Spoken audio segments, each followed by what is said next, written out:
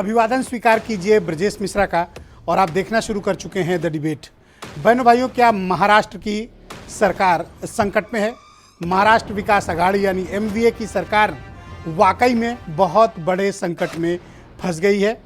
शिवसेना के बड़े नेता एकनाथ शिंदे ने विद्रोह कर दिया है, बगावत कर दी है और 30 से ज़्यादा एमएलए लेकर इस वक्त सूरत के 5 स्टार होटल में मौजूद हैं, जहां अब महाराष्ट्र की सरकार गिरने की अब नौबत आ गई है। ये स्थिति क्यों हुई, इसके पीछे के कारण क्या हैं और अब आने वाले वक्त में क्या परिस्थिति हो सकती है, आज हम इस बारे में चर्चा करेंगे। बहनों भाइयों, किसी भी देश का इतिहास अगर समझना हो तो हमेशा वर्तमान समझना हो तो हमेशा इतिहास की तरफ देखना चाहिए। महाराष्ट्र में आज ये स्थिति क्यों उत्पन्न हुई कि शिवसेना के एक विधायक, एक मिनिस्टर अपने साथ 2-4 नहीं, 10-15 नहीं, 55 में से 30 एमएलए और मिनिस्टर लेकर गुजरात चला गया, सूरत। 2-4 विधायक नहीं, 55 में से 30 से ज़्यादा एमएलए और मिनिस्टर लेकर एक विधायक, एक मिनिस्टर सूरत चला गया शिवसेना का, और पार्टी को भनक तक नहीं लगी। उद्धव ठाकरे को भनक तक नहीं लगी, मुख्यमंत्री को भनक तक नहीं लगी, शिवसेना की पूरी लीडरशिप को भनक नहीं लगी और महाराष्ट्र विकास आघाड़ी को भी भनक नहीं लगी। भारत के इतिहास में शायद ऐसी चीज़ें नहीं हुई होंगी जो महाराष्ट्र विकास आघाड़ी के साथ हुई। किसी ने सोचा भी नहीं होगा कि एकनाथ शिंदे, जो उद्धव ठाकरे के सबसे वफादार लोगों में से एक हैं, वही पार्टी को तोड़ने का काम करेंगे। लेकिन जब राजा कमज़ोर होता है, राजा निष्क्रिय होता है, राजा आंख मूंद कर दरबारियों के भरोसे सत्ता चलाता है, और राजा जब रणनीति के छोड़कर बाकी कामों में व्यस्त हो जाता है तो उसकी सत्ता ऐसे ही छीन ली जाती है। भारत का मध्यकालीन इतिहास भी इस बात का प्रमाण है। औरंगजेब की मौत के बाद से लेकर बहादुर शाह जफर द्वितीय की गिरफ्तारी और उनके एग्जाइल होने तक के इतिहास को अगर आप उठाकर देखें तो आप यही पाएंगे कि कमजोर राजा हमेशा हारा है। वो राजा हारे हैं जो निष्क्रिय रहे हैं, वो राजा हारे हैं जो सिर्फ दरबारियों के भरोसे रहे हैं, और वो राजा हारे हैं जिन्होंने अपनी कोई रणनीति नहीं बनाई, खुद को मजबूत नहीं किया, बल्कि दरबारी मजबूत होते रहे, राजा कमजोर होते रहे। शिवसेना आज उसी गति को प्राप्त होती दिख रही है। दरबारी मजबूत होते गए और इतने मजबूत हो गए कि 30 एमएलए और मिनिस्टर लेकर सूरत चंपत हो गए, और भाई साहब मुख्यमंत्री को पता ही नहीं, शिवसेना के अध्यक्ष को पता ही नहीं, आदित्य ठाकरे को पता ही नहीं, मिलिंद नार्वेकर जो पार्टी के पीछे के ब्रेन हैं उनको भनक तक नहीं। 24 घंटे पुलिस सिक्योरिटी में रहने वाले विधायक मंत्री जिनके साथ इतने पीए और पीएस चलते हैं, ये कैसे फुर्र हो गए? ये सोचने वाली बात है। इसका मतलब कि शिवसेना का नेतृत्व तो कमजोर और निष्क्रिय हो गया, जिसके कारण पार्टी के जो दरबारी थे वो राजा कैसे बने इसके सपने देखने लगे। मैंने कहा ना, इतिहास से सबक लीजिए। और ऐसे ऐसे राजा हुए हैं जिनके सामने अहमद शाह अब्दाली, दुर्रानी, इन सब ने अटैक किया,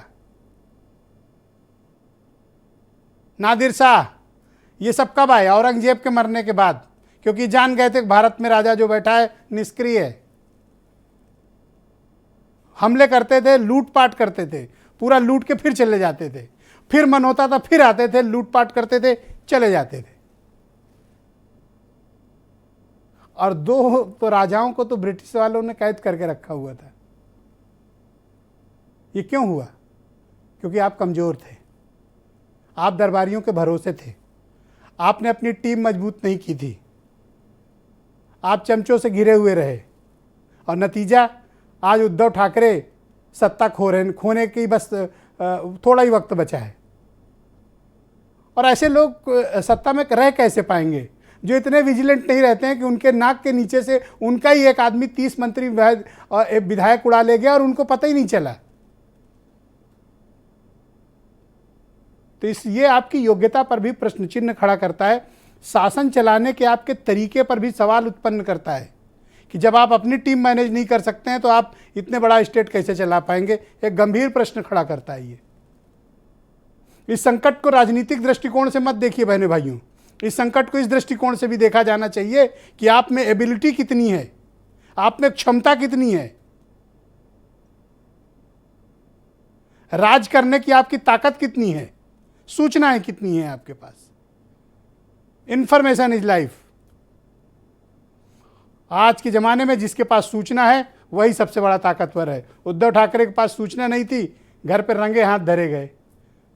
एकनाथ शिंदे 30 लेके निकल गया, वो भी नाक के नीचे से। ये होती है सत्ता चलाने का तरीका। सत्ता उसी के साथ रहती है जिसके पास ताकत होती है। घर बैठ के निष्क्रिय होकर सत्ता नहीं चलाई जा सकती, चाहे वो छोटा राज्य हो, एक गांव हो। हमारे यहाँ के प्रधानों से सीखिए, उत्तर प्रदेश के। मजाल है कि कोई उनका मेंबर निकाल के ले जाए उनके नाक के नीचे से, जा नहीं सकता, टस से मस नहीं कर सकते आप। ला के दिखाइए उनके खिलाफ अविश्वास प्रस्ताव। हमारे एक से गांव में एक से एक प्रधान है, चिड़िया उड़ी उन्हें पता चला। सीखिए उत्तर प्रदेश वालों से। और आपकी नाक के नीचे 30 एमएलए मंत्री चले गए, आपको पता ही नहीं चला। तो इसका मतलब कि महाराष्ट्र विकास अघाड़ी को अपने खुद के बारे में और अपने अस्तित्व के बारे में भी सोचना चाहिए कि क्या वो वाकई में सरकार चलाने योग्य हैं, लायक हैं, क्योंकि 55 में 30 निकले हैं। और ऐसा नहीं है, इस बगावत का, इस विद्रोह का स्वर उभरना और इसके संकेत प्रॉपर आ रहे थे।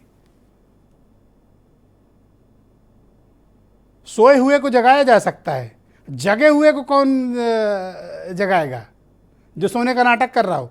आप याद कीजिए, राज्यसभा के चुनाव में क्रॉस वोटिंग हुई, शिवसेना और महाराष्ट्र विकास अघाड़ी ने कोई सबक नहीं लिया, कोई सीख नहीं ली। एमएलसी के चुनाव हुए, कोई सीख नहीं ली। बीजेपी के पास 106 एमएलए केवल महाराष्ट्र में, 133 वोट उन्हें मिले। ये सोते रहे,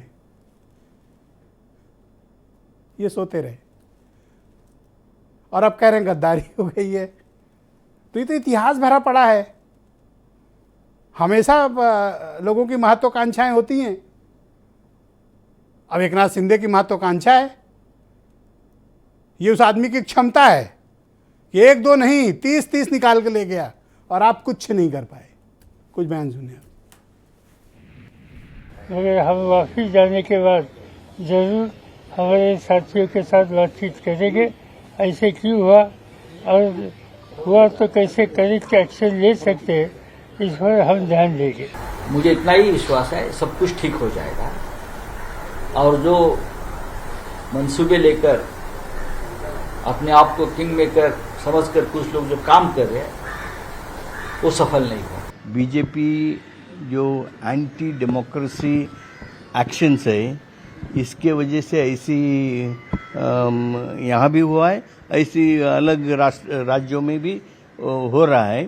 संपर्क में तो हमारे यहाँ सभी एमएलए मेरे पहचान गए, मेरे मित्र हैं और नई सरकार बनने जा रही है। एक बहुत अच्छा निर्णय हो रहा है। जो राजनीतिक घटनाक्रम हो रहा है उसको बहुत माइन्यूटली हम ऑब्जर्व कर रहे हैं। इससे कुछ परिवर्तन होगा यह कहना ये थोड़ा प्री मैच्योर्ड होगा। तो आज की चर्चा बड़ी दिलचस्प है। इतिहास से लेकर वर्तमान तक सब मसलों पर बात होगी और कैसे निष्क्रिय राजाओं ने अपना राजपाट गंवाया, हम इस पर भी बात करेंगे।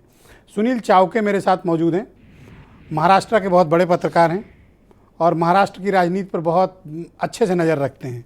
वहाँ के हर एक डेवलपमेंट को बहुत बेहतरीन तरीके से विश्लेषित भी करते हैं और दिल्ली में रहते हैं, लेकिन महाराष्ट्र की राजनीति पर बड़ी गहरी पकड़ है। आज मैंने इनको विशेष तौर पर बुलाया है कि आइए और बताइए कि एकनाथ शिंदे है कौन सा आदमी जिसने इतना बड़ा कांड कर डाला और राजा को पता ही नहीं चला और राजा का दरबारी पूरी सेना ले उड़ा।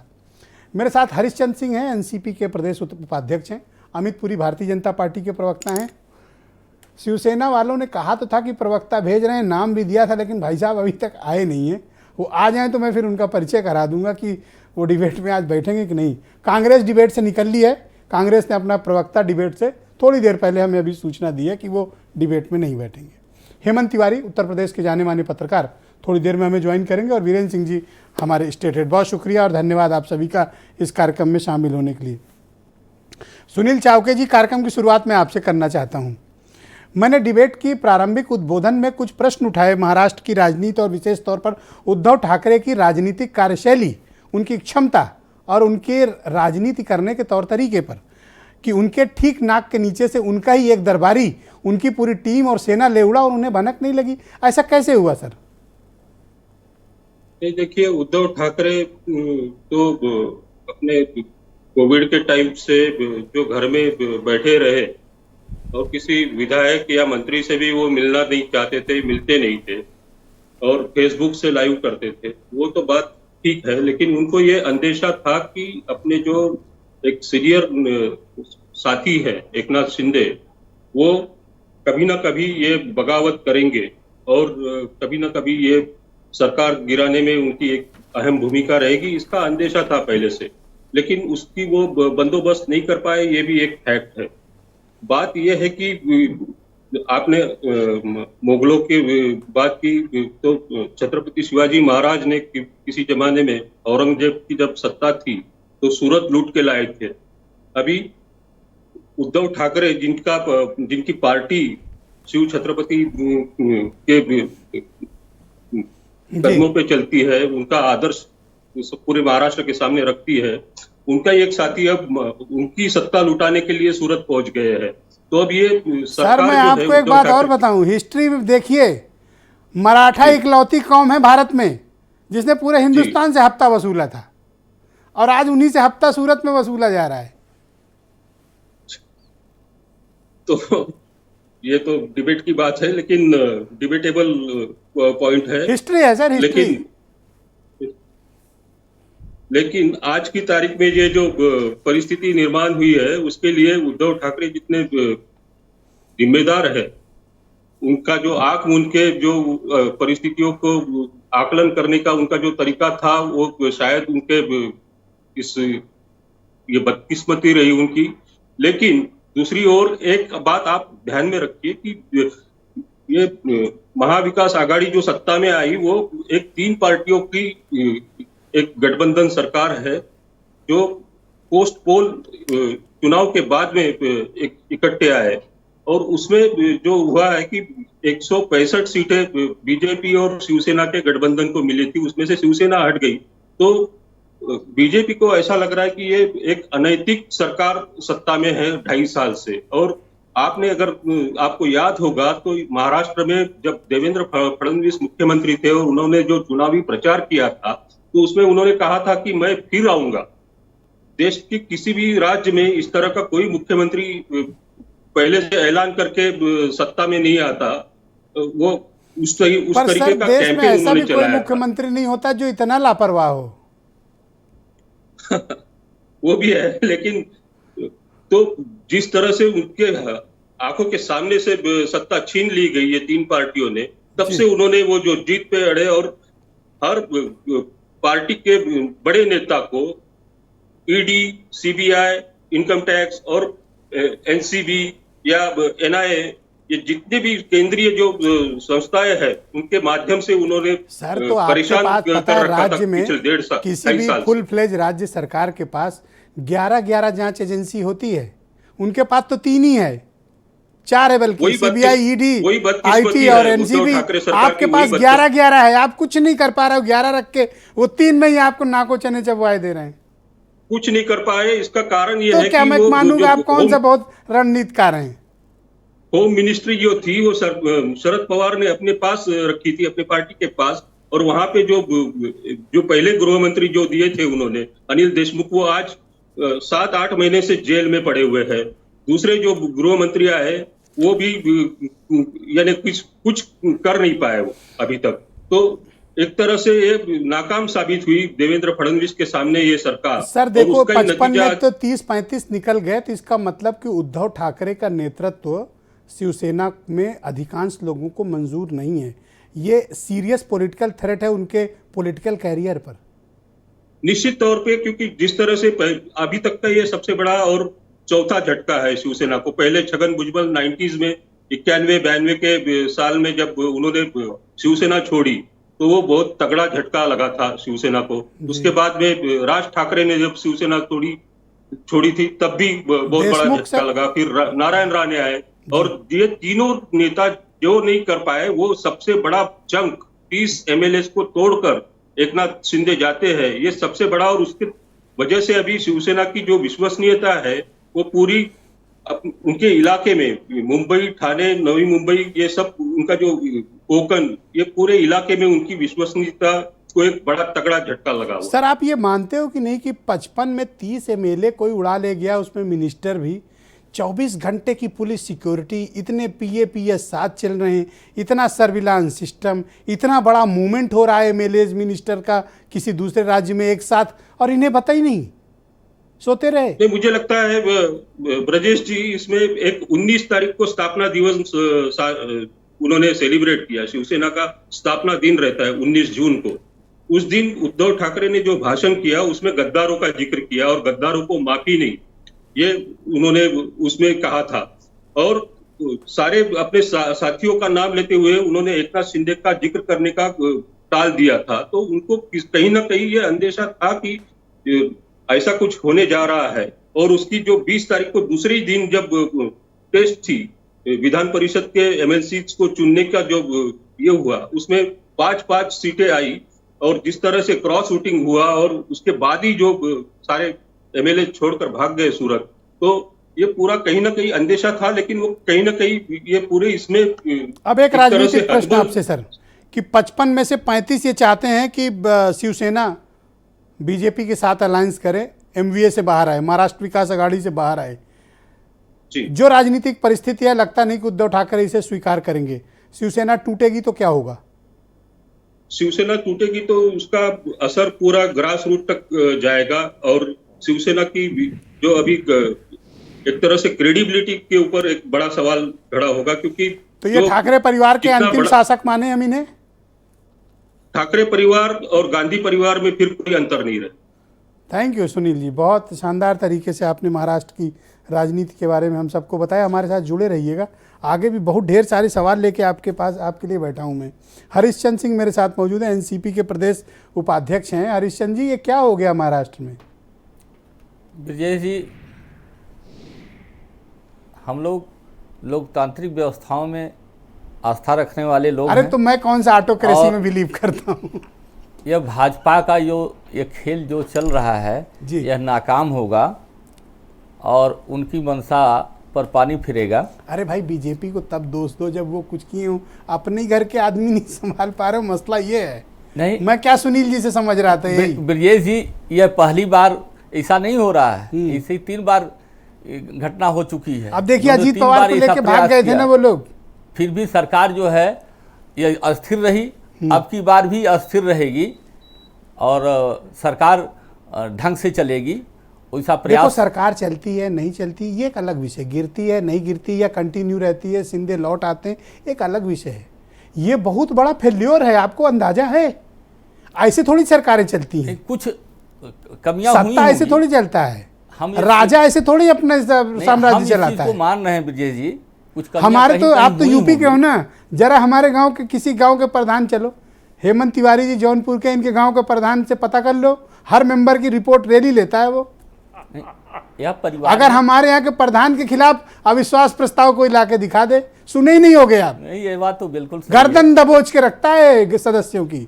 हेमंत जी अभी बताएंगे इनके गांव में क्या होता है। नहीं, कहीं कहीं कमियां जरूर कुछ हुई होगी, भूल हुई होगी, हम इस चीज़ को मानते हैं। लेकिन परिवार में कहीं कोई नाराज होता है तो फिर वह नाराजगी उसकी दूर करने का प्रयास किया जाता है, वह नाराजगी दूर भी हो जाएगी और जल्द ही जो है इस सारी समस्या का समाधान निकल जाएगा और सरकार अपनी जगह स्थिर रहेगी। भाई, पहला सिग्नल तब आया था, अभी सुनील जी से भी मैं वही बात कर रहा था, कि जब राज्यसभा का चुनाव हुआ, आपके कई एमएलए ने वोट नहीं दिया, कुछ क्रॉस वोटिंग हुई, फिर एमएलसी वाले में क्रॉस वोटिंग हुई। दूसरा, आप ये क्यों नहीं देखा कि जिसके पास 106 वोट थे, बीजेपी जिसको आप कोस रहे हो, 133 वोट लाई थी एमएलसी के चुनाव में, पता है आपको? 20 घंटे पहले की रिपोर्ट दे रहा हूँ आपको। 133 वोट, यानी 27 वोट ज्यादा। किसके थे ये 27? आप ही लोग के तो रहे होंगे और कुछ इंडिपेंडेंट के रहे होंगे। हाँ, तो वह तो तब समझने नहीं आया कि विद्रोह हो चुका है, तलवार निकालो, निकलो, आओ जल्दी, मिलिट्री बुलाओ। ये सब सारा मामला अंदरूनी तब नहीं समझ में आया। तो अब एनसीपी जो है हमारे गांव के प्रधान के 2 सदस्य गायब हो जाए तो पूरे परिवार को उठा लाता है कि बुलाओ भैया जल्दी। है। तो हेमंत तिवारी उत्तर प्रदेश के बहुत ही जाने माने पत्रकार हैं और महीने में एक दिन ये बम्बई जरूर रहते हैं और इनकी महाराष्ट्र की राजनीति में बड़ी दिलचस्पी है। बहुत शुक्रिया आपका हेमंत जी। सुनील तावड़े जी चावके जी मेरे साथ मौजूद हैं। अभी महाराष्ट्र की राजनीति पर इनसे बड़ी लंबी बात हुई। सुनील जी मेरे बहुत पुराने दोस्त भी हैं। आपसे जानना चाहता हूँ कि ये स्थिति उत्पन्न क्यों हुई महाराष्ट्र के भीतर और कौन जिम्मेदार है इसके लिए? और देखिए, इसमें कुछ नया नहीं है, एकदम से कोई घटनाक्रम नहीं हुआ। हाँ, घटनाक्रम नया हुआ है, लेकिन घटनाक्रम की स्क्रिप्ट पुरानी है। एक बड़ी चीज़ ध्यान रखिएगा जी, शरद पवार से बड़ा राजनीति का कोई खिलाड़ी शायद हिंदुस्तान में गिना नहीं जाता है, बड़े मास्टर माने जाते हैं। आप ध्यान रखिएगा, एक बड़ा घटनाक्रम हुआ। अरे अब गावस्कर को उतारोगे तो अब तो बोल्ड हो जाएंगे ना, समझो बात को। हो गया, टाइम था उनका। अब मैं उस ब्रजेश जी, मैं पूरी कथानक को ऐसे तरीके से आपके सामने और भारत समाचार के दर्शकों के सामने रख रहा हूँ जितना स्मूथली किसी चैनल पे आया नहीं होगा जी। एकदम शुद्ध शुद्ध, खरी खरी, सत्य सत्य। और एक हफ्ते बाद, 3 दिन बाद मिला लीजिएगा क्या बोला है। ऐसा है कि कथानक तो लिखा सबसे बड़े मास्टर प्लेयर शरद पवार ने। सुबह सवेरे कोश्यारी जी को उठा करके 4, साढ़े 4 बजे, 4:45 बजे शपथ करा दी अजीत पवार को भेज करके। याद करिए, कथानक उसी दिन लिख दिया गया था। 2.5 साल सरकार चली, लेकिन तैयारी पहले से चल रही थी। राज्यसभा चुनाव इसके सबसे बड़े प्रमाण हैं। राज्यसभा चुनाव के बाद जहां 4 सीट जीतनी चाहिए थी, विधान परिषद की 5 सीटें जीती। 24 घंटे भी नहीं हुआ। ये सब पहले से चल रहा था और महाविकास अघाड़ी के सारे घटकों को पता था कि तीनों दलों के विधायक भारतीय जनता पार्टी मौका देख रही थी। मौका सही मिल नहीं रहा था, गणित पहुंच नहीं रहा था, कैलकुलेशन फिट नहीं था, रिस्क फैक्टर ज़्यादा था, लेकिन खेल चल रहा था। और एक नाथ शिंदे कोई हल्के व्यक्ति नहीं है। एक नाथ शिंदे अगर श्री उद्धव ठाकरे चीफ मिनिस्टर नहीं बनते तो एक नाथ शिंदे चीफ मिनिस्ट्रियल कैंडिडेट होते। उनकी हैसियत शिवसेना में वो रही है, बाला साहब ठाकरे के बड़े प्रिय रहे हैं, बहुत अक्खड़, बहुत मजबूत प्रकार के नेता हैं और पूरा दबाव रखते हैं पार्टी पर। एक बात पहले बता दूं, एक ज़माना था जब मातोश्री का पूरा दखल चलता था। मातोश्री की निगाह तिरछी हुई तो लोग सहम जाते थे, पार्टी के भीतर के लोग, पार्टी के बाहर के लोग। बुरा मत मानिएगा हेमंत जी, अब तो तड़ी लगा के लोग अपने ही लोग निकल जाते हैं और कोई कुछ बोल नहीं पाता। मैं वही बता रहा हूँ, एक बड़ी चीज जो होने जा रही है, इस पूरे दिन के बड़े घटनाक्रम का सबसे बड़ा बदलाव बताऊंगा आपको। मिलिंद नार्वेकर को जब भेजा गया सूरत, मिलिंद नार्वेकर पॉलिटिकल सेक्रेटरी कम पॉलिटिकल असिस्टेंट हैं उद्धव ठाकरे के, मेरे मित्र भी हैं, और उनके शिंदे जी से लेकर के शिवसेना के एक विधायक से पर्सनल संबंध है।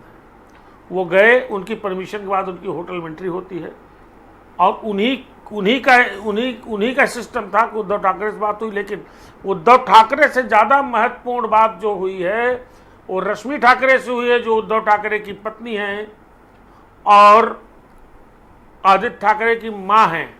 रश्मि ठाकरे एक मेजर रोल प्ले करने जा रही हैं इस पूरे डेवलपमेंट जो आगे का होना है। और जो मुझे अभी समझ में आ रहा है कि शिवसेना सरकार में रहेगी, शिवसेना को किसी भी सूरत में महाविकास अघाड़ी को छोड़ना पड़ेगा, इसलिए उसका दलगत नुकसान भले कितना हो जाए। देवेंद्र फडणवीस को चीफ मिनिस्टर, आदित्य ठाकरे को डिप्टी सीएम और एक नाथ शिंदे को होम मिनिस्टर बनाने का एक फार्मूला जो हाईली कंसीडर्ड फार्मूला माना जा रहा है, एकदम हाईएस्ट लेवल पर जिस पे बातचीत आपने तो सरकार भी गिरा दी, मुख्यमंत्री भी बदल दिया, पोर्टफोलियो भी बांट डाले, पूरा महाराष्ट्र ही बदल दिया आपने तो।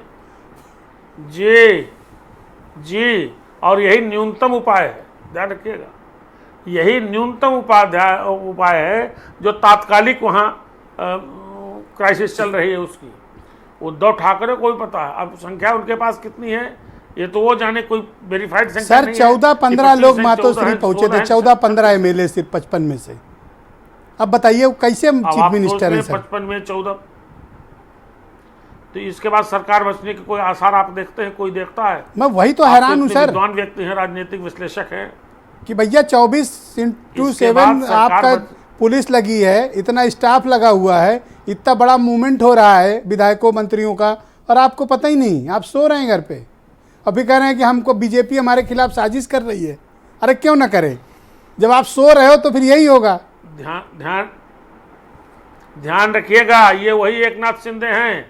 जब एक 5 स्टार होटल में कुछ विधायकों को बैठा लिया गया था सरकार बनते बिगड़ते वक्त, आज से 2.5 साल पहले, तो एकनाथ शिंदे 10 गाड़ियों में लोगों को ले जा करके एयरपोर्ट के पास, होटल का नाम नहीं लूंगा, 5 स्टार होटल में घुस गए थे और वहां से विधायकों को उठा करके लाए थे, तब सरकार बनी थी। इतने बड़े बड़े होटल में मत रुका करिए। नहीं कर सकते। मैं कहाँ रुकता हूँ, गरीब आदमी क्या बात कर रहे हैं मुझे। सुनिएगा, एक आखिरी पंक्ति बता दूं, ये क्या एयरपोर्ट वाला होटल है? एक हाँ, वही है। ठीक है। अरे मैं सहारा स्टार होटल, मैं नाम नहीं लिया, आप जबरदस्ती नाम। Go ahead please. मैंने ले लिया नाम। उसी होटल में विधायक रुकाए गए थे और वहां से एकनाथ शिंदे इन विधायकों को बैठा करके अपनी गाड़ी में वापस ले गए, पूरे दल बल और फोर्स और उनकी पर्सनल फोर्स के साथ। तो एकनाथ शिंदे की हैसियत पूरी महाराष्ट्र की पॉलिटिक्स के लोग जानते हैं। एकनाथ शिंदे के साथ सबसे ज़्यादा विधायक हैं, ये भी सही है। मैं ये नहीं कहता हूँ कि इसमें कोई मिली भगत है, ध्यान रखिएगा। अभी बहुत लोगों को मन में आशंका आ सकती है, ऐसा नहीं कि ठाकरे परिवार की ही मिली भगत हो, एकनाथ शिंदे इस तरह कोई ड्रामा कर दे। बगावत तभी होती है जब राजा कमजोर होता है और दरबारी महत्वाकांक्षी हो जाता है, इतिहास यही बताता है। लेकिन राजा की कमजोरी, राजा की मजबूरी समझिए ब्रजेश जी, उद्धव ठाकरे की यह भी मजबूरी है। उद्धव ठाकरे की मजबूरी आदित्य ठाकरे का करियर है। उद्धव ठाकरे की यह भी मजबूरी है कि बीएमसी के इलेक्शन हैं जी। बीएमसी के इलेक्शन, बीएमसी में जान बसती है शिवसेना की। मुख्यमंत्री किंग मेकर रही है हमेशा ठाकरे फैमिली, लेकिन ठाकरे फैमिली का पहला लक्ष्य रहा है कि जो बॉम्बे बीएमसी है, बीएमसी में उसका राज चले, बीएमसी में उसका बहुमत हो, मेयर उसका हो जी। नंबर 1। नंबर 2 आदित्य ठाकरे का करियर। नंबर 3 सत्ता आपके पास रहेगी, सत्ता में आपकी बराबर की अच्छी खासी भागीदारी रहेगी और आपकी युति की सरकार लंबे समय तक चलेगी। थैंक यू हेमंत जी, शुक्रिया। मुझे लगता है ये मेरा निजी विश्लेषण हो सकता है कि यही फार्मूला फाइनली एक प्रैक्टिकल शेप लेगा। अमित पुरी भारतीय जनता पार्टी के नेता हैं, काफ़ी देर से इस डिबेट को बड़ी तसल्ली से, सब्र संयम के साथ सुन रहे हैं। भाई आरोप लग रहा है कि ये सब आप लोग करवा रहे हो, क्यों ऐसा इनके पीछे पड़े हो, चाहते क्या हो? विजय जी, मुझे 2 वाक्य कहने थे, मैं धर्म संकट में था, कौन सा पहले कहूं? तो हेमंत जी वाला पहले कह दो। नहीं, ब्रिज क्षेत्र में एक कहावत है, जब एक प्रसंग गोपियों का और कृष्ण के बीच में आया, वहीं से मैंने इस वाक्य को उठाया। ऊधो मन न भय 10-20, 30 गए शिंदे संग आज, बाकी की को अवराधे ईस। अब मातश्री के को कौन अवराधेगा, कौन उसके प्रति नमन करेगा? 10, 12, 15 विधायक है। अरे मियाँ करे फजीहत दीगर दे नसीहत। घर आपका नहीं संभल रहा, मंत्री आपके नहीं संभल रहे।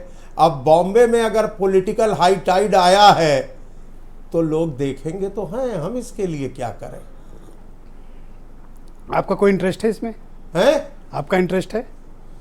देखिए, राजनीति में जो भी आया है वो जनादेश के गर्भ से आया, और जनादेश के गर्भ का एक ही संदेश था कि उस समय की युक्ति जिसके लिए लोग गए थे, उस युक्ति को बहुमत मिला था। आपने उस युक्ति में नई युक्ति लगाई, शरद बाबू के साथ मिलकर एक महाविकास अघाड़ी बना दी। अब वो लंगड़ी साबित हो रही है, तो इसके लिए हम कहाँ से दोषी हैं? हम तो ये तो वही वाली बात हुई कि हमको न चाहो तो कोई बात नहीं, किसी और को चाहोगे तो मुश्किल होगी। ये तो जबरदस्ती वाली बात हुई। नहीं कि मतलब आपसे नहीं पटे तो फिर वो कहीं न जाए, बैठे रहे। नहीं, आप किसी को चाहो लेकिन दिल से तो चाहो। आत्मा बस रही है आदित्य ठाकरे के राजनीतिक विकास और कैरियर में।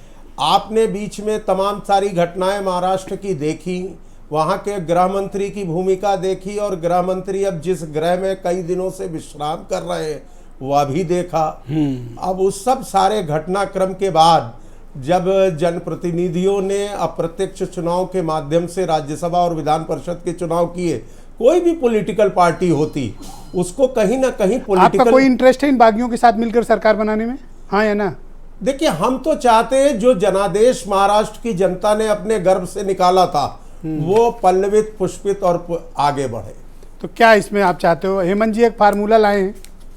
देखिए, हेमंत जी एक वरिष्ठ साथी है और राजनीति संभावनाओं का खेल है। मैं किसी भी विषय के ऊपर कोई टीका टिप्पणी नहीं करना चाहता। मैंने तो आपको बता दिया, हमारे ब्रज क्षेत्र में जो कहा जाता है वो बता दिया आपको। अवराधे ईस 30 गए शिंदे संग। ये कह रहे हैं कि देवेंद्र फडणवीस मुख्यमंत्री बन जाएं, आदित्य ठाकरे डिप्टी सीएम बन जाएं, कोई बुराई है? अब ये देखा जाएगा, ये पॉलिटिकल डिबेट में तय नहीं होता। आगे देखते हैं क्या है। अभी तो सूरत की सूरत दोस्ती की गुंजाइश बची है, तब आगे की सूरत देखेंगे। दोस्ती की गुंजाइश बची है क्या चीज? दोस्ती की गुंजाइश बची है शिवसेना से? देखिए, भारतीय जनता पार्टी इस पूरे राजनीतिक घटनाक्रम को देख रही है और जब शरद पवार जी जैसा व्यक्ति कहता है ये शिवसेना का आंतरिक मामला है जिनके साथ वो मिलकर सरकार चला रहे हैं, और आज आपकी डिबेट में आपने कांग्रेस को बुलाया, शिवसेना को बुलाया, दोनों निकल गए, दोनों नहीं आए अंतिम में। तो कितनी सिचुएशन सीरियस है इसका अंदाजा आप खुद ही लगा सकते हैं। आपके एक निमंत्रण पे लोग दौड़े चले आते। ऑलराइट, बहुत शुक्रिया आपका बहनों भाइयों। वीरेंद्र जी भी हमारे साथ इस कार्यक्रम में जुड़ चुके हैं। वीरेंद्र जी, मैं आपसे जानना चाहता हूं कि ये महाराष्ट्र का जो संकट है, हर 6-7 महीने में मुंह बाय हमारे सामने खड़ा रहता है, मीडिया के सामने खड़ा रहता है, पॉलिटिकली भी खड़ा रहता है। आखिर क्या कारण है कि ये महाराष्ट्र विकास आघाड़ी उघार हो जाती है हर बार? देखिए, जब से उघार मतलब कि बिना कपड़े के 2019 में बीजेपी की सरकार आधी रात में सवेरे बनी थी और अगले दिन उसको इस्तीफा देना पड़ा। लोग सो रहे थे, सवेरे उठे तो मुख्यमंत्री दूसरा हो गया। इस देश में तमाम राजनीतिक ड्रामे हुए, लेकिन मुंबई देश की आर्थिक राजधानी है। महाराष्ट्र इस मामले में बहुत विकसित प्रदेश माना जाता है। 288 विधायक हैं वहाँ पर। बीजेपी बहुत दिनों तक उसको ऐसे खाली नहीं छोड़ सकती थी, वो चाहती थी चाहे जैसे सरकार बने, और अब ये मौका आया कि शिवसेना में आंतरिक विस्फोट हो गया। कोई कहे न कहे, लेकिन बीजेपी इस पूरे मामले में मजा पूरा लेगी और पर्दे के पीछे का क्या खेल है इसको लोग समझ रहे हैं। अगर एकनाथ शिंदे विधायक लेके राजस्थान जाते, झारखंड जाते, कहीं और जाते तो वहाँ से विधायक भाग सकते थे। गुजरात में बीजेपी की सरकार है, वहाँ से उद्धव ठाकरे छोड़ा भी ना पाएंगे, इसलिए वहाँ पर सुरक्षित रखा गया है। अभी बात आई राज्यसभा चुनाव में, फिर विधान परिषद चुनाव में, जब क्रॉस वोटिंग होने लगी धड़ाधड़ और भाजपा जीतने लगी विपक्ष में रहने के बावजूद, 3 राज्यसभा में भाजपा जीती और 3 उद्धव के गठबंधन, तो ये साफ हो गया कि वोट नहीं है फिर भी भाजपा जीत रही है। विधायकों में आक्रोश है, विधायक टूटने वाले हैं, जोड़ नहीं पाए। लेकिन इन सब के इतर कोई सरकार 5 साल के लिए चुनी गई, लेकिन गठबंधन की सरकारें डावाडोल रहती हैं।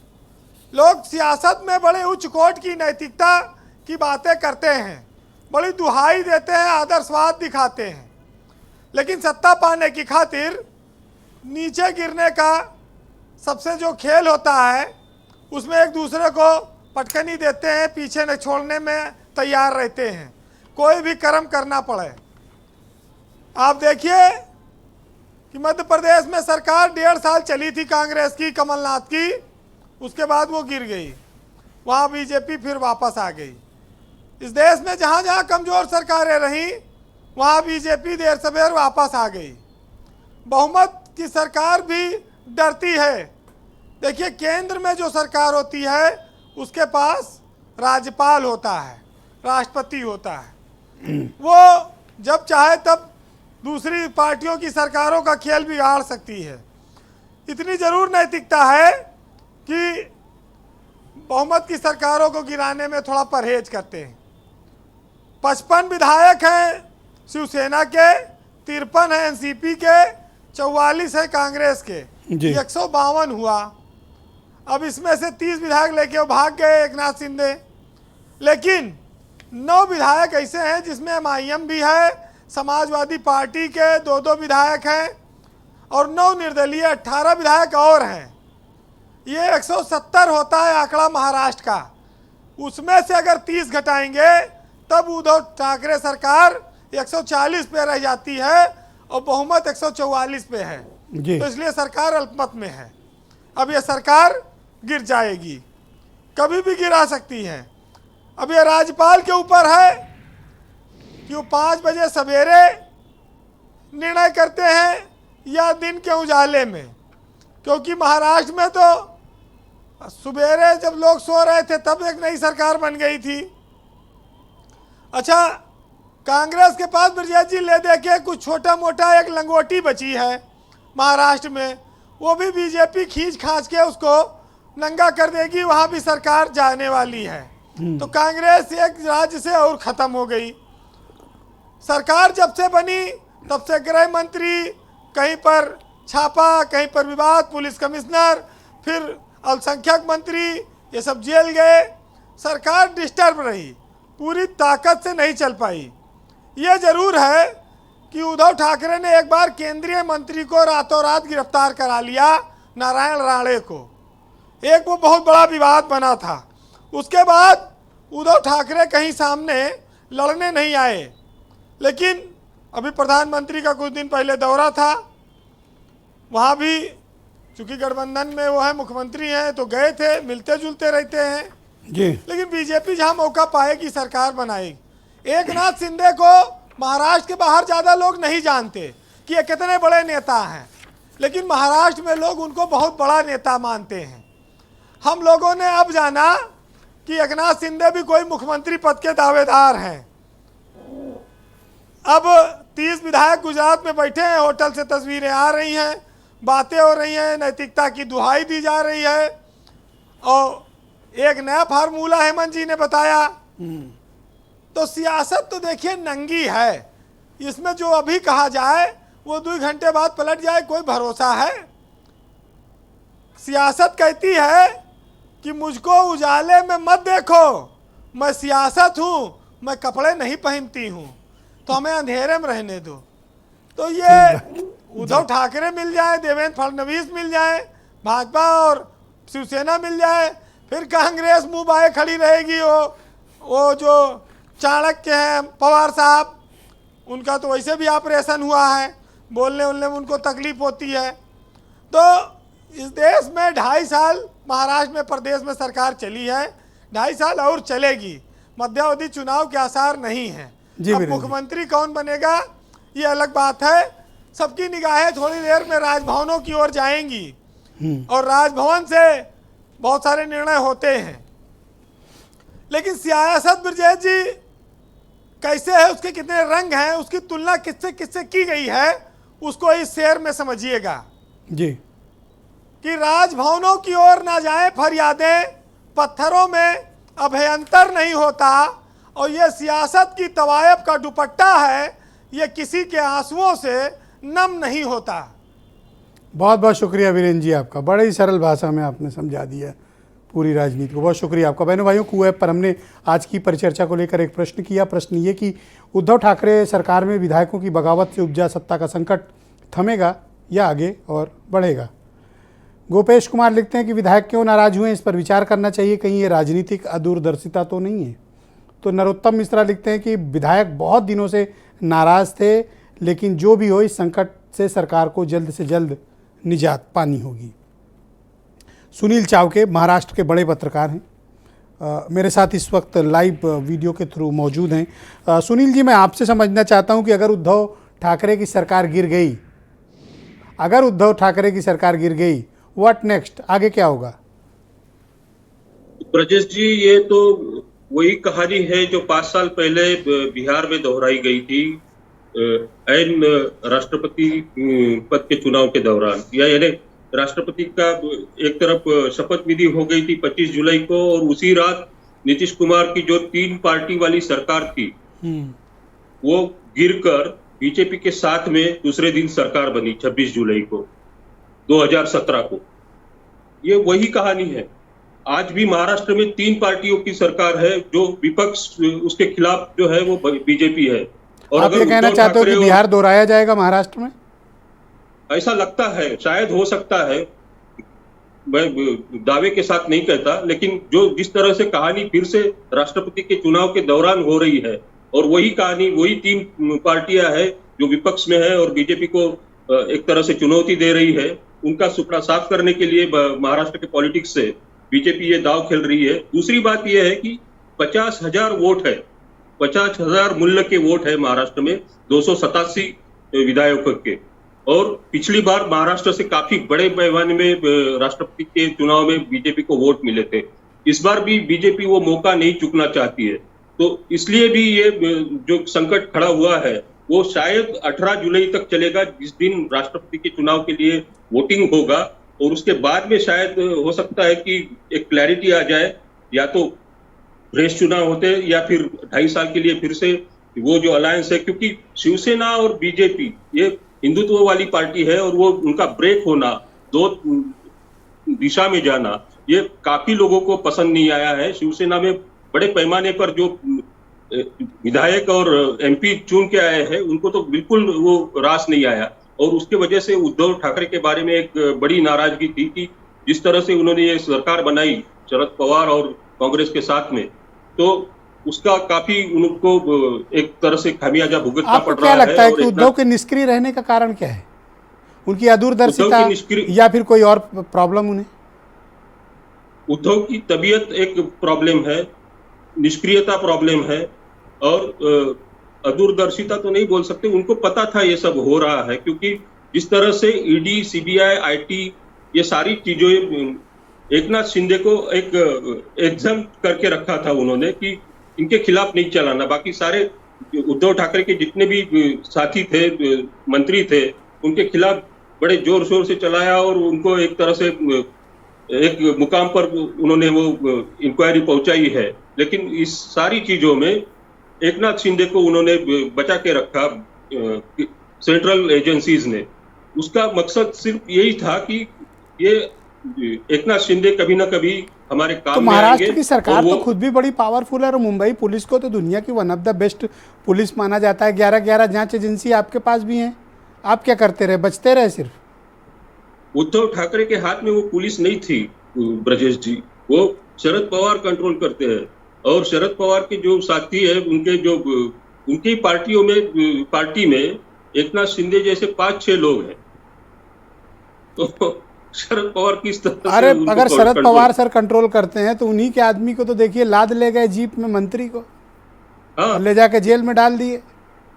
2 नवंबर से नवाब जेल में मलिक है। देखिए जेल काट रहे हैं जी, तो ये हताशा है एक तरह से कि ये नाकाम हो चुके हैं पूरी तरह से बीजेपी के सामने, देवेंद्र फडणवीस के सामने और केंद्र सरकार के सामने।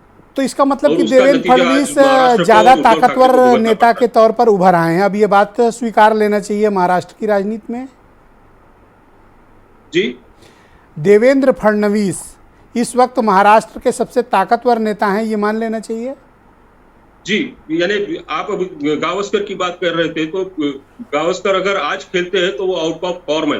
उसी वही मैं तरह से हेमंत जी आज से कह रहा शरद था। पवार भी आउट ऑफ फॉर्म नजर आ रहे हैं, और ये उभरते विराट कोहली है देवेंद्र फडणवीस, तो ये भी समझना चाहिए।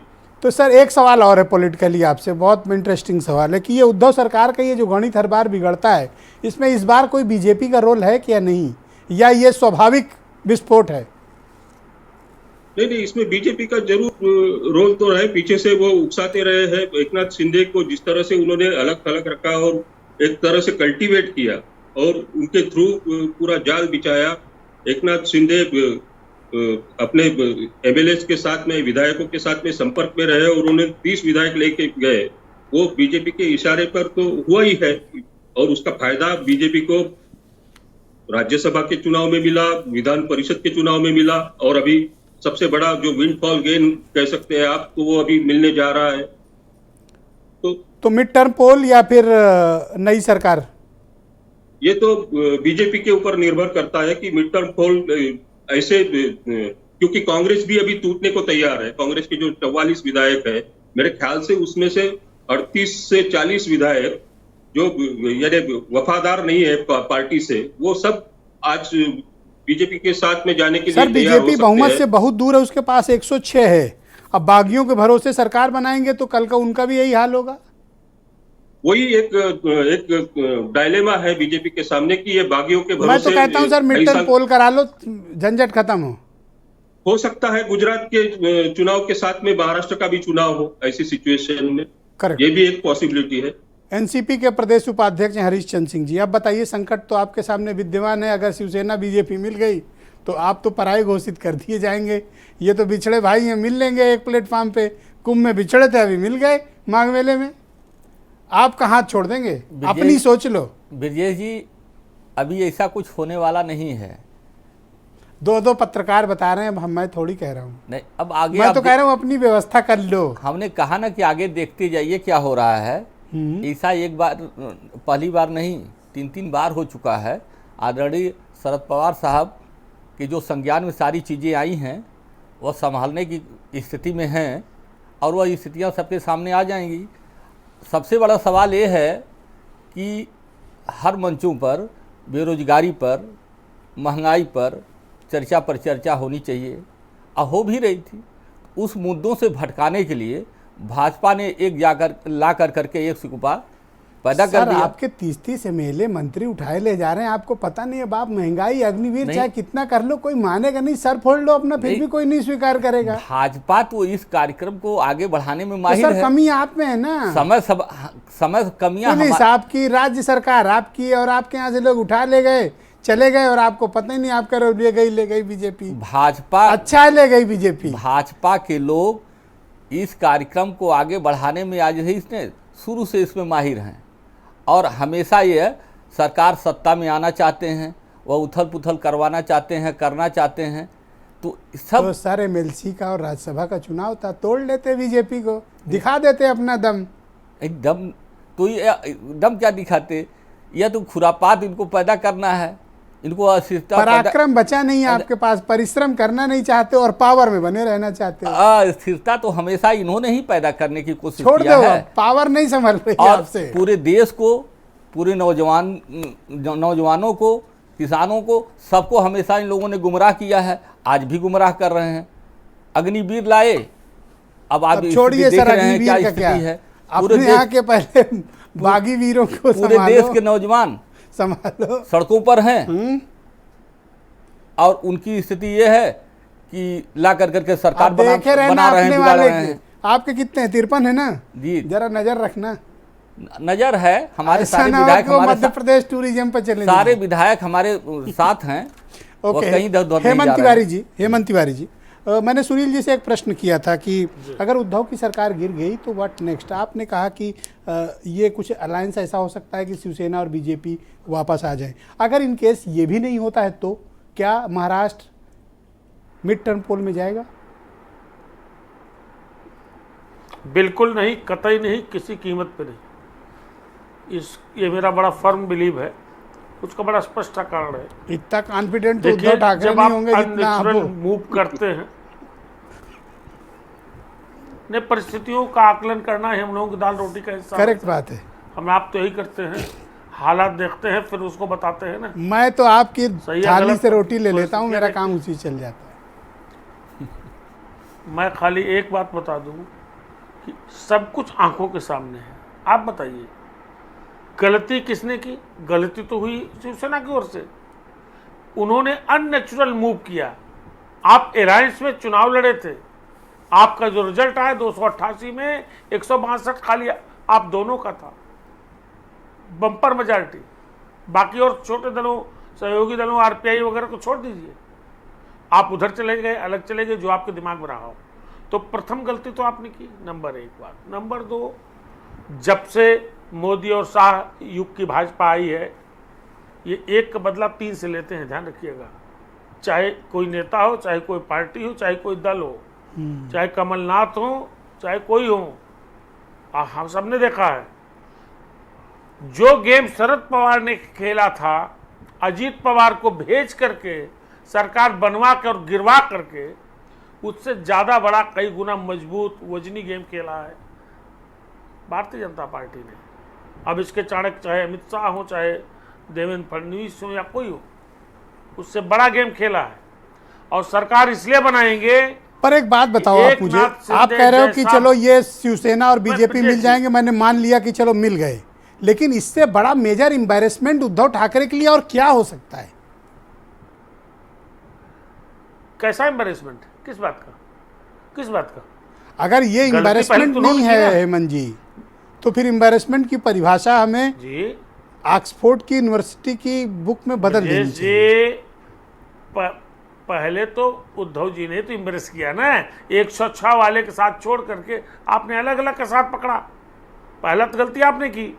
दूसरी गलती उद्धव ठाकरे को पता है, अगर सरकार नहीं बनी, सरकार उनकी तब नहीं रहती है, तय है, सरकार नहीं बनी तो उनको पता है कि शिवसेना छिन्न भिन्न हो चुकी है।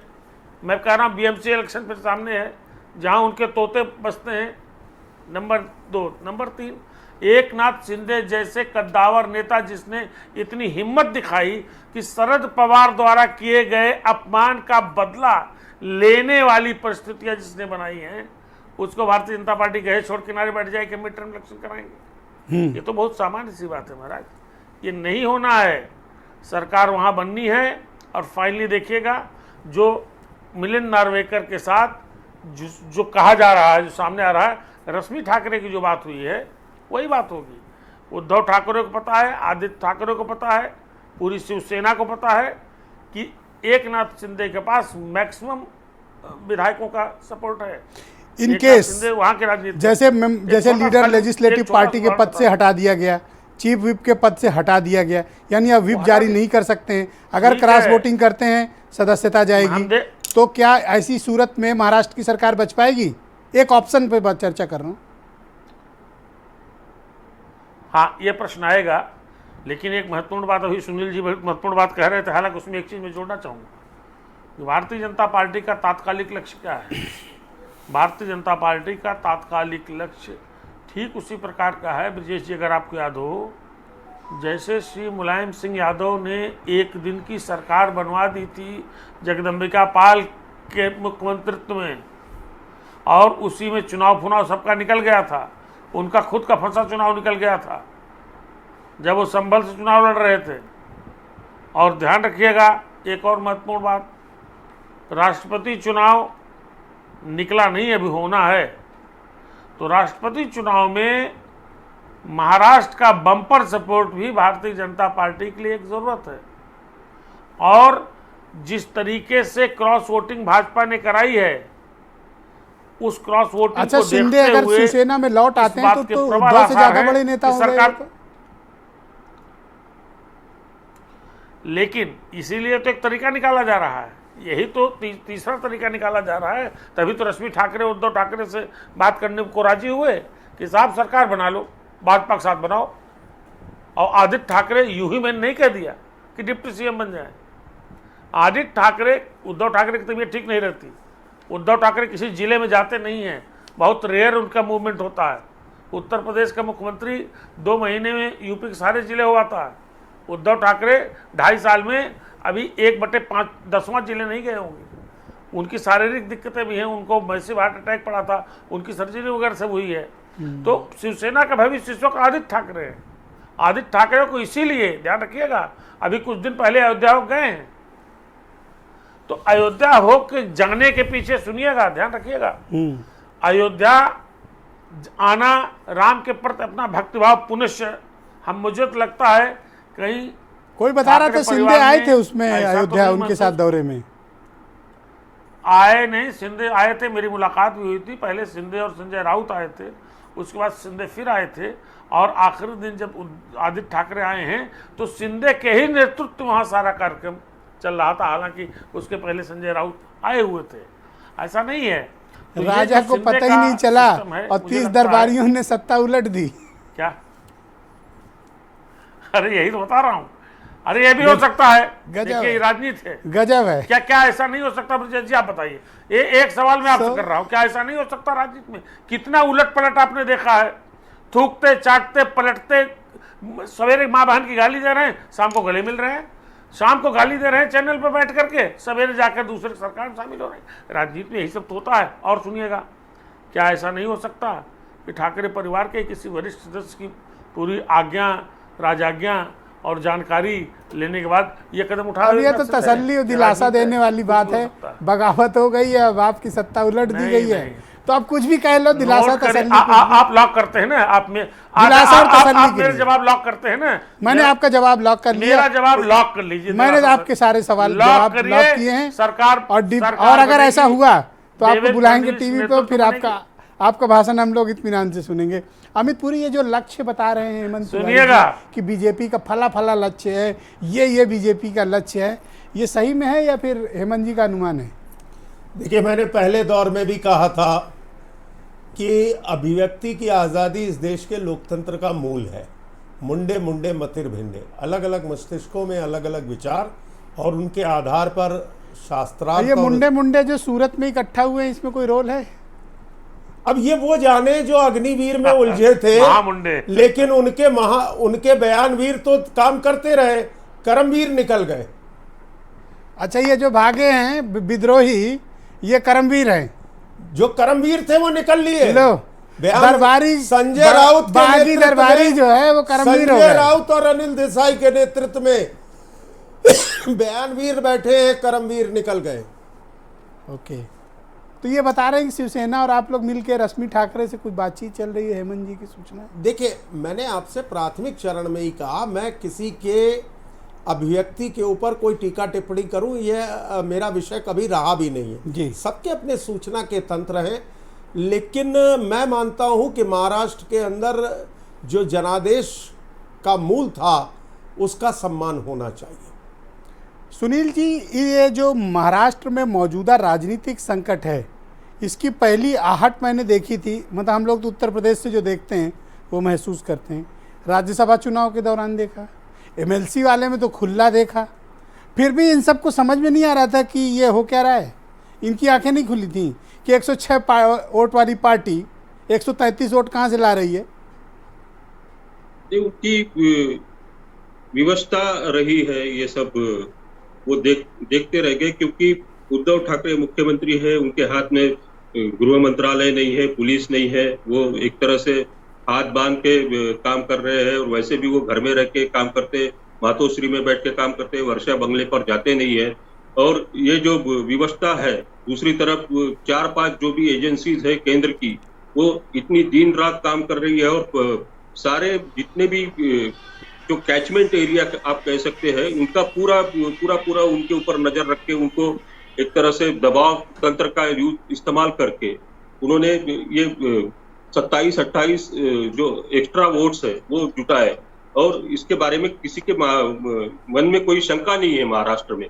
लेकिन अभी जो होने जा रहा है उसमें मुझे लगता है कि जो हिंदुत्व का मुद्दा है, जो एक साथ शिवसेना और बीजेपी का जो महाराष्ट्र के राजनीति पर हिंदुत्व के मुद्दे पर असर पड़ता है, वो कहीं ना कहीं टूट गया है। उसका खामियाजा कभी ये मिल पाएंगे, शिवसेना बीजेपी वापस मिल पाएगी या नहीं मिल पाएगी, वो तभी संभव है, क्योंकि शिवसेना का एक बहुत बड़ा चंक जो है विधायक और सांसदों का, वो चाहता है कि शिवसेना फिर से बीजेपी पर के सर साथ एक बात में तो चली मानते हो ना कि ठाकरे परिवार का इकबाल खत्म हो गया। हाँ, इससे तो निश्चित तौर पर उनका जो विश्वसनीयता और इकबाल और जो ये थी क्रेडिबिलिटी, वो धमक खत्म, एक साथ ध्वस्त हो गई। बहुत शुक्रिया सर, बहुत बहुत धन्यवाद आप सभी का अपने शानदार इनपुट उपलब्ध कराने के लिए और इस पर चर्चा में अपना पक्ष रखने के लिए बहुत शुक्रिया। और बहनों भाइयों, आप सबका बहुत धन्यवाद इस कार्यक्रम को देखने के लिए। नमस्कार।